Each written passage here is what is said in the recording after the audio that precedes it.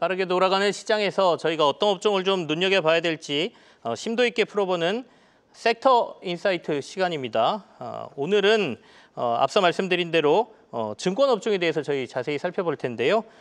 키움증권의 안영준 연구원이 나와 있습니다. 인사 나누죠. 어서 오십시오. 안녕하세요. 말씀드린 것처럼 이제 시장에서 관심이 최근에 상법 개정안이라든지 이런 게 나오면서 증권주들이 다시 주목을 받는 것 같은 모습이거든요. 그래도 시장은 전반적으로 보면 거래는 좀 감소하면서 시장은 좀 침체되는 분위기인 것 같긴 한데 먼저 증시 주변 자금 상황부터 좀 저희 살펴볼까요? 네, 맞습니다. 말씀해주신 대로 이제 증권주 같은 경우에는 그 증시가 굉장히 좀 호조를 보이면서 거래 대금이 늘어나면서 굉장히 좀 증권사들의 그 주가가 좀 같이 올라가는 모습을 보였습니다. 다만 이제 최근에는 좀 이제 조정을 받고 있는 모습이어서 증권주도 마찬가지로 거래 대금이 감소하다 보니까 주가도 좀 조정을 받고 있는 모습인데요.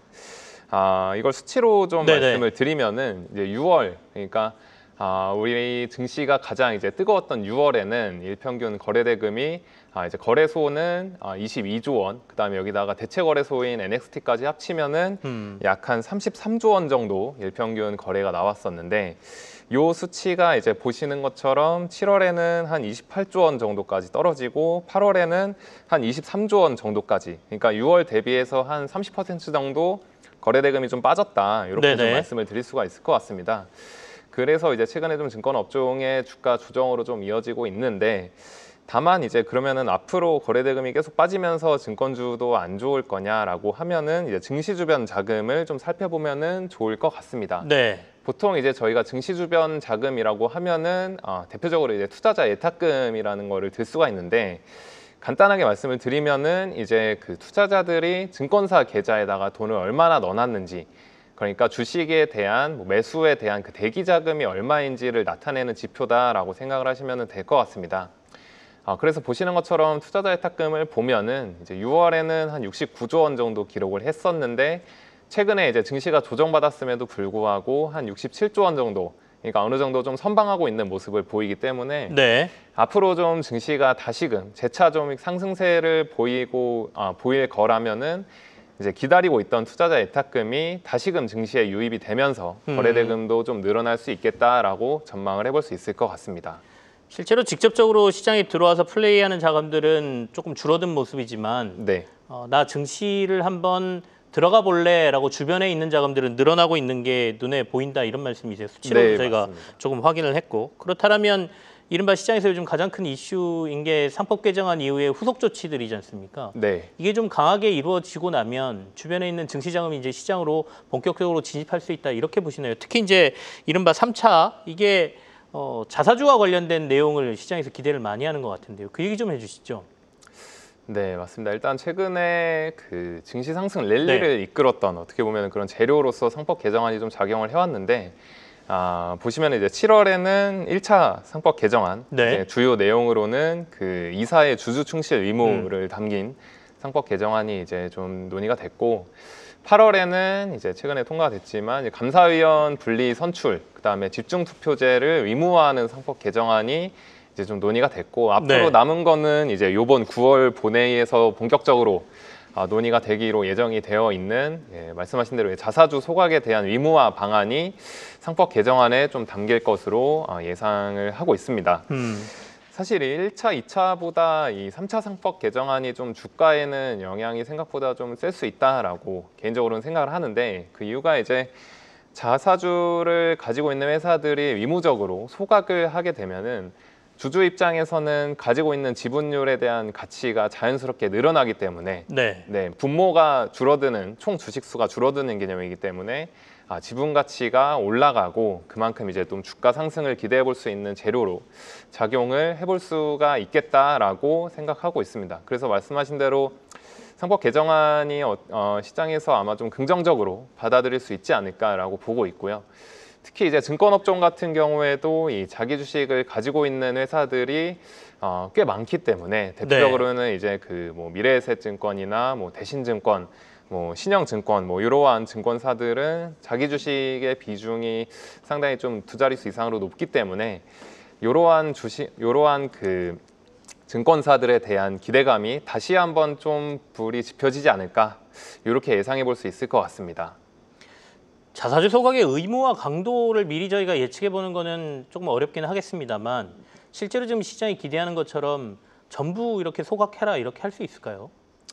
전부는 사실 좀 어려울 것 네네. 같다는 생각이고요. 왜냐하면은 기존에 그 논의가 처음에 됐을 때 그 5%를 초과하는 자기 주식에 대해서 이제 뭐 강제 소각을 해야 되는 거 아니냐, 약간 이런 얘기를 중심으로 나왔기 때문에 네. 이제 뭐 전부 소각한다기보다는 일단 뭐 어느 정도 뭐 기준점을 두거나 혹은 이제 뭐 유예 기간을 둬서 이 자사주를 보유하고 있는 자사주를 어떻게 좀 활용을 할 건지에 대해서 좀 구체적인 뭐 주주 소통을 해라.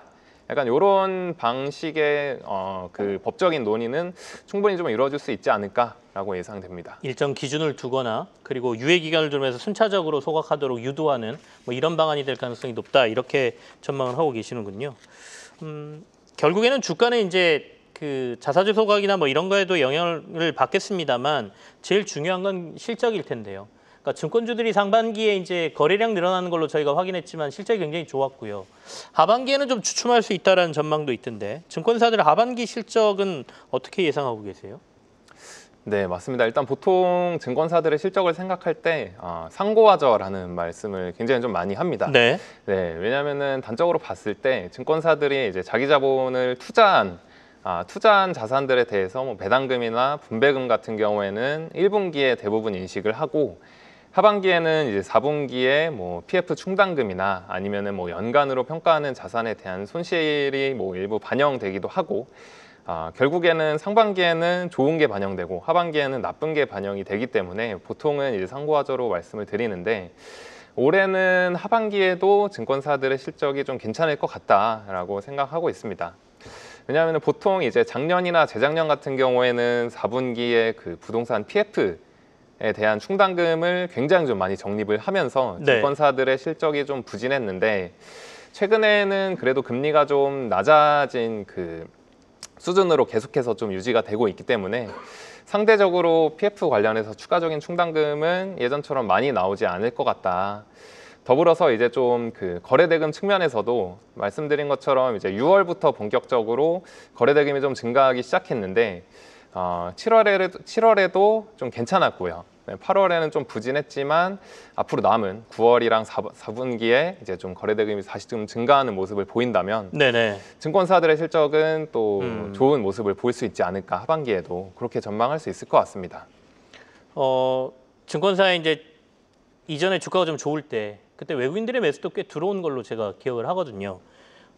그렇다면 이제 일각에서는 이제 외국인들이 좀 많이 산 증권주를 사는 게 우리가 이른바 외국인 따라하기라고 얘기를 하는데 그게 도움이 될 거다 이런 말씀들도 많이 하던데 그건 어떻게 보십니까? 네, 일단 뭐 수급적인 것을 따라서 뭐 투자하는 게 뭐 꼭 좋은 결과를 뭐 가져오기는 좀 어렵겠지만 아무래도 외국인들이 좀 우리나라 증시에 대해서 좀 긍정적인 뷰를 가지고 있는 게 아닌가 이런 생각이 듭니다. 왜냐하면은 역사적으로 봤을 때 우리나라 증시가 강세를 보이기 전에 증권사들의 주가가 먼저 좀 올라가는 그런 경향을 보였습니다.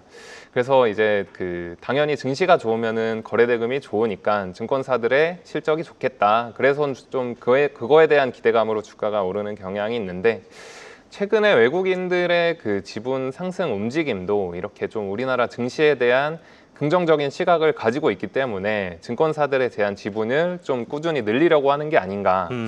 그래서 앞으로 이제 투자자들마다 생각이 뭐 다르시겠지만 좀 증시에 대한 긍정적인 뷰를 유지를 하신다면은 증권사들에 대한 투자가 좀 하반기에도 좀 유효할 수 있지 않을까 이렇게 예상할 수 있을 것 같습니다. 결국에는 외국인들도 우리 시장 활성화에 대한 기대감을 증권주를 사는 걸로 좀 반영을 하고 있다 이런 말씀으로 들리고요. 그러면 하반기 그러니까 9월 이후에 그 증시와 관련돼서 증권주 중에 가장 선호하는 거는 어느 쪽이시고 또 관련된 투자 전략까지 저희가 좀 짚어볼 필요가 있겠습니다. 네, 일단은 투자 전략 쪽으로 먼저 말씀을 드리면은 당연히 이제 증시랑 거래대금을 가장 좀 우선적으로 봐야 될 것 같습니다. 왜냐하면 지금까지의 증권주들의 상승이 굉장히 좀 증시랑 연동이 강하게 됐고 추가적으로 좀 거래대금이 밑에서 좀 받쳐줘야지 주가가 좀 같이 올라가는 모습을 보였기 때문에 최근에 이제 거래 대금이 좀 감소하기는 했지만 앞으로 좀 다시금 증가하는 모습을 보인다면 이제 증권주들에 대해서 좀 긍정적인 시각을 가져도 좋을 것 같다라고 생각하고 있습니다. 제가 이제 말씀드리는 최선호주로는 증권 쪽에서는 그 미래에셋증권을 말씀을 드리고 있습니다. 네. 크게 이제 세 가지 모멘텀을 생각을 해볼 수가 있는데요. 첫 번째는 이제 금리 인하 모멘텀입니다. 금리가 이제 뭐 작년부터 계속해서 떨어지고 있지만 하반기에도 뭐 미국도 그렇고 우리나라도 뭐 추가적으로 뭐 몇 차례 뭐 인하할 거다 이런 기대감이 좀 많이 반영이 되고 있는 상황인데 요게 이제 미래에셋증권 같은 경우에는 그동안에는 사실 부동산 가치 하락이 실적에 굉장히 좀 발목을 잡는 요인이었는데 금리가 내려가면서 이러한 요인들이 굉장히 좀 해소될 수 있지 않을까 기대해 볼 수 있고요. 두 번째로는 이제 말씀드린 대로 이제 그 3차 상법 개정안에서 자사주 의무 소각에 대한 내용이 담길 것으로 예상이 되는데 미래에셋증권 같은 경우에는 한 20% 중반대 자사주를 가지고 있기 때문에 이에 대한 그 소각 기대감이 주가에 좀 반영이 될 수 있지 않을까 네. 그렇게 생각을 하고 있습니다. 마지막으로는 가상자산 관련한 모멘텀도 좀 기대를 해볼 수 있겠다라고 예상하고 있는데요. 최근에 이제 굉장히 좀 핫한 이슈 중에 하나잖아요, 가상자산이. 네. 근데 이제 미래에셋증권 같은 경우에는 거의 증권사 중에 유일하게 이 디지털 자산 본부를 만들었습니다. 굉장히 좀 적극적으로 가상자산에 대한 사업 준비를 하고 있는 것으로 보이고요. 그래서 앞으로 뭐 법제화 혹은 뭐 사업이 크게 좀 성장을 하면은 미래에셋증권이 먼저 좀 선도적인 기회를 얻을 수 있지 않을까라고 생각하고 있습니다. 몇 가지 포인트로 해서 가장 선호주가 미래에셋 자산 운용이라고 말씀은 해주셨고요. 근데 제가 좀 궁금한 게 자사주 비중으로 증권사에서 가장 높은 데가 신영증권, 부국증권들이잖아요. 네. 이런 데들은 어떻게 보세요? 투자할 만하다고 보십니까? 네, 사실 이런 회사들은 되게 그 정책적인 네. 움직임을 좀 주로 봐야 되는데 말씀드린 대로 아까 이제 그 뭐 자사주 소각에 대한 일정 기준을 만들던지 네. 아니면은 앞으로 뭐 소각에 대한 방향성을 좀 이제 회사에 요구한다든지라는 정책이 나올 가능성이 높다라고 보는데 지금으로서는 약간 좀 정책이 구체화되지 않은 시점에서 네. 좀 기대감만으로 주가가 좀 강하게 움직이는 모습을 보이고 있기 때문에 사실 이 정책이라는 게 앞으로 굉장히 좀 국회 본회의도 뭐 통과를 해야 되고 그 과정에서 뭐 공청회라든지 뭐 의견 수렴 절차를 거치면서 언제든지 이제 수정이 될 가능성이 높기 때문에 요거는 이제 정책적인 예상에 따라서 좀 투자 전략을 가져가는 게 좀 바람직하다라고 생각하고 있습니다. 알겠습니다. 정책이 확실하게 나올 때쯤에 한번 지켜볼 필요가 있겠다라는 말씀으로 이해가 되고요. 보험업종도 저희가 좀 볼까요? 보험은 어떻습니까? 주가적인 측면에서 보험을 지금 어떻게 바라봐야 되는지가 좀 궁금합니다. 네, 일단은 상반기에는 그 뭐 주주환원이나 아니면은 뭐 이런 그 저PBR 관련 주식들이 오르면서 보험사들의 주가도 같이 좀 많이 오르는 모습을 보였었는데 최근에는 또 같이 조정을 많이 받았습니다. 그 이유가 이제 실적이 그 2분기에는 저희가 생각을 해보면은 폭우도 꽤 있었고요. 네네. 그 다음에 그 위료 파업 때문에 그 보통 이제 국민들이 병원을 많이 안 가다가 2분기에는 이게 좀 완화되면서 굉장히 좀 병원을 많이 상대적으로 갔었던 그러한 분기였습니다. 그래서 결과적으로는 이제 뭐 폭우랑 뭐 병원을 많이 가면서 손해율이 좀 높아지는 모습을 보였었고 이에 따라서 실적이 좀 부진했었다라고 그러면서 이제 주가도 좀 조정을 받았다라고 생각을 하시면 될 것 같습니다. 그래서 앞으로 이제 뭐 주가가 다시 좀 오르기 위해서는 실적 회복도 물론 중요하지만 네. 추가적으로는 이제 그 자본에 대한 지금은 이제 그 뭐 해약환급금 준비금이라든지 네. 할인율 현실화 방안이라든지 이런 쪽에서 주주환원에 사용할 수 있는 자본을 좀 이제 묶어두는 정책이 있는데 그러한 부분들이 이제 정책적으로 좀 해소가 된다면 완화되는 정책 기조를 좀 보인다면 네. 배당을 좀 더 많이 줄 수 있겠다 보험사들이라고 생각을 하면서 좀 주가도 같이 좀 좋은 모습을 보일 수 있지 않을까. 그래서 정리하자면은 이제 실적은 그동안에 좀 부진했는데 네. 앞으로의 실적도 중요하지만 더 나아가서 이제 자본에 대한 정책이 어느 정도 좀 완화되는지 그 경과를 지켜보는 게 좀 주요할 것 같습니다. 보험도 결국에는 규제 완화와 관련된 이슈가 향후에 주가 방향을 좀 결정할 거다 이런 말씀이신데 그러면 그런 것들 다 포함해서 주주 환원 정책이라든지 이런 것들 포함해서 보험에서 저희가 최선호주를 꼽아본다면 어디를 생각하고 계시는지가 궁금한데요. 네, 저는 일단 삼성생명을 하반기 보험업종 최선호주로 말씀을 드리고 있습니다. 네. 일단은 뭐 실적적인 측면에서 봐도 이 그 보험이익의 원천이 되는 이 CSM이라는 계정이 네. 그러니까 보험사들이 수익성 있는 보험 계약을 많이 팔수록 CSM이 늘어나고 CSM이 늘어날수록 이제 미래 이익이 증가한다라고 생각을 하시면 되는데 그 CSM이라는 그 회계적 계정이 상대적으로 굉장히 좀 높은 증가율을 보이고 있다. 그래서 삼성생명은 앞으로 이제 좀 굉장히 좀 긍정적인, 꾸준하게 안정적인 실적을 이어나갈 수 있을 것으로 예상을 하고 있고요. 네. 추가적으로 이제 사실 생명보험사라고 하면은 대부분의 이제 투자자들이 굉장히 좀 기피하고 망하는 거 아니냐 뭐 이렇게 말씀하시는 분들도 계시고 했는데 지금은 굉장히 좀 체질 개선에 성공했다라고 보셔도 될 것 같습니다. 옛날에 저금리 시절 때는 저축성 보험을 많이 팔면서 그게 좀 발목을 잡으면서 안 좋았지만 최근에는 건강보험 중심으로 많이 팔고 있고 이러한 부분들이 말씀드린 CSM에도 긍정적인 모습을 보이고 있고 네, 이제 그 기본적인 펀더멘털 개선에도 네네. 상당 부분 영향을 미쳤기 때문에 굉장히 좀 긍정적으로 바라보고 있습니다. 증권하고 이제 저희가 보험 업종을 전반적으로 살폈고요. 금융사들에게 이제 앞서 이제 가상자산 얘기를 잠깐 했는데 이른바 스테이블 코인 도입 이슈가 굉장히 크지 않습니까? 이게 이제 증권이나 뭐 전반적으로 금융권에 미쳐올 변화는 어떻게 예상하고 계세요? 네, 이제 스테이블 코인이랑 가상자산 같은 경우에는 지금 막 시장이 개화하는 모습을 보이고 있어서 네. 뭐 단적으로 예상하기는 굉장히 좀 어려운 구간이라고 생각이 되는데요. 일단 제 생각으로는 이 자산 토큰화 시장이 굉장히 좀 활성화되지 않을까라고 예상이 됩니다. 왜냐하면 먼저 이제 선도적으로 시장을 좀 열어가고 있는 미국의 경우를 살펴보면은 네. 대표적으로 이제 뭐 로빈후드나 코인베이스 같은 기업들이 전통 금융자산, 뭐 주식이나 채권 같은 것을 토큰화 시켜서 그러니까 코인으로 발행을 해서 이제 네. 투자자들이 코인을 통해서 주식이랑 채권에 투자할 수 있게끔 하는 시스템을 만들어가고 있는 과정에 있는데 그거를 보면은 이제 투자자들 입장에서는 이 코인으로 스테이블 코인을 가지고 코인도 투자할 수 있고 뭐 주식도 채권도 동시에 좀 투자할 수 있는 그러한 플랫폼을 원앱으로 형성을 하고 있어서 굉장히 투자자 입장에서도 이점이 좀 크게 작용을 할 수 있을 것 같고 이에 따라서 이 스테이블 코인에 대한 시장도 굉장히 좀 커지지 않을까 이렇게 예상을 하고 있습니다. 국내 같은 경우에는 사실 네. 아직 그 제도적으로 좀 구체화되기 전이기 때문에 네.